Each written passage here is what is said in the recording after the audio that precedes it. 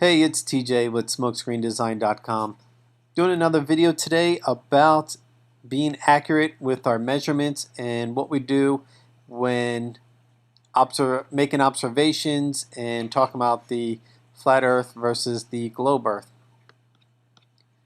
So this is a picture that we have used, which was created by I can't even really tell. The text is so small.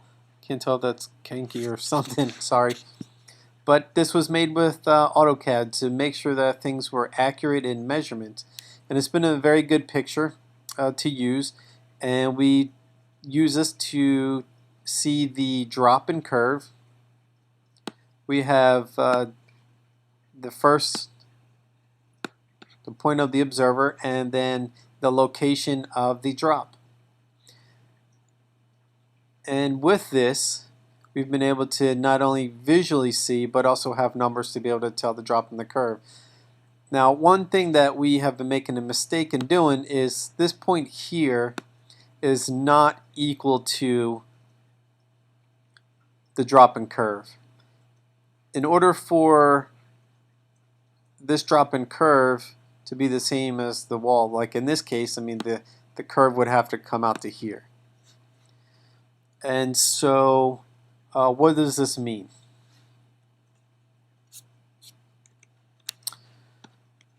What this means is that one, we want to be accurate in what we're doing. And here's an example. There's that story of the baby that was born by the Taiwan mother, and that flight people have been using to say it proves the flat earth. They say it does not make sense on a globe, it makes sense on the flat earth, therefore absolute proof that the earth is flat. Well, the problem with that is none of those people looked on a globe to see if that was true or not. So that's a problem. And so back in October I made a video showing that using Google Earth, if Google Earth would be an accurate model for a globe, that it makes sense to travel up to Alaska and not through Hawaii.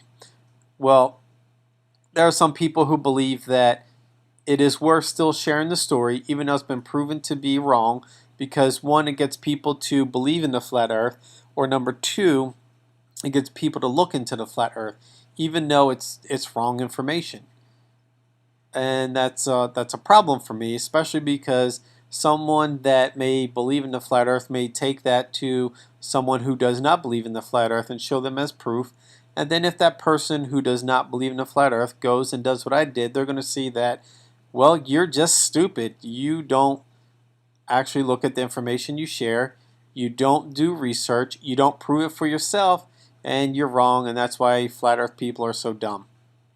I think we need to be more accurate in what we do. Now, there is speculation. So if you're making speculation or dealing with what you believe, then, as long as you tell people this is what I believe, or I'm just speculating, but then once it's proven to be absolutely false, then think that you should stop using that information, like this Taiwan plane.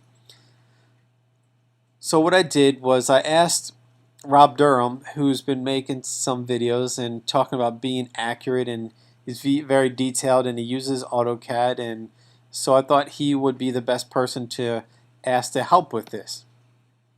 And what I asked him was how to tell what the height of the curve is, because what tends to happen is someone says that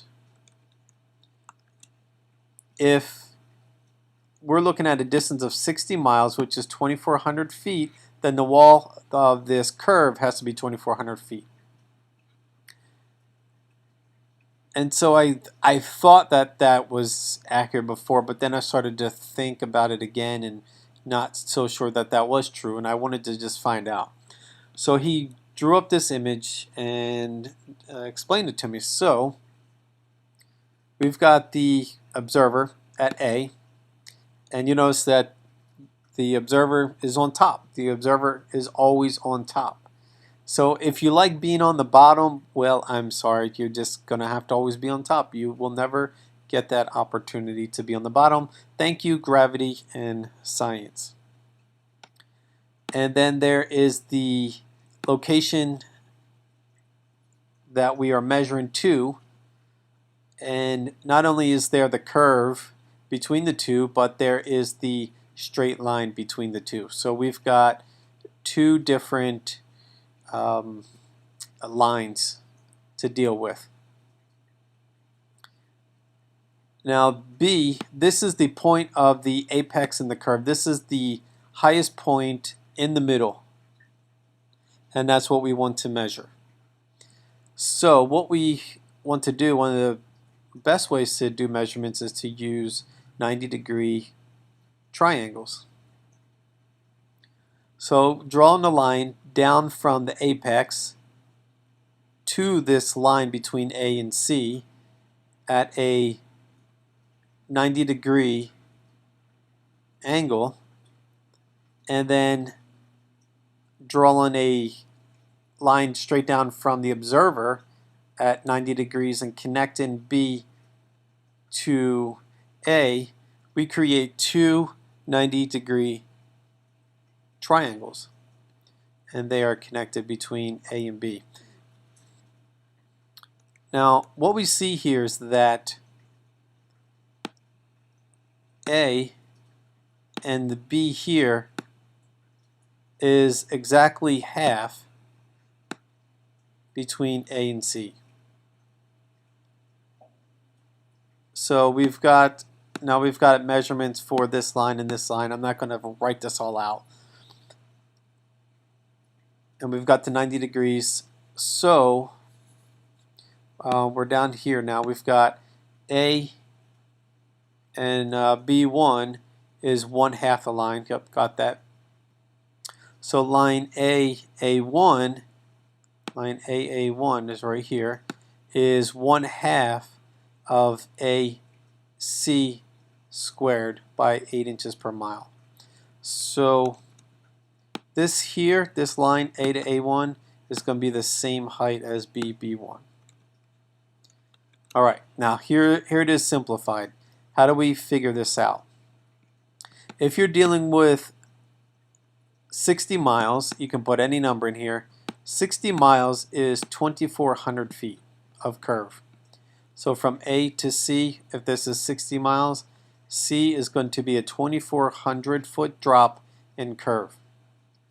And the simple way to do this is miles times 8, which is inches, because it's an 8-inch drop per mile, and then divide that by 12. That will give you, and it's pretty close. I mean, I've done this some longer distance. It does get a little inaccurate the further out you go, but it's still really close.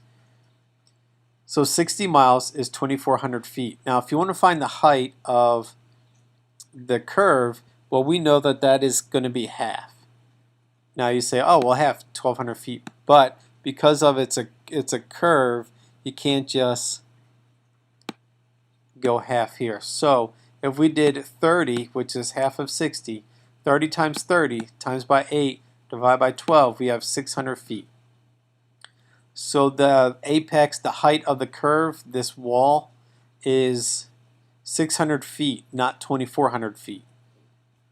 So we see it's significantly lower than what has been expected previously and what has been told. So you see, I mean, it's a pretty big error, really large difference between, say, 2,400 feet or 600 feet.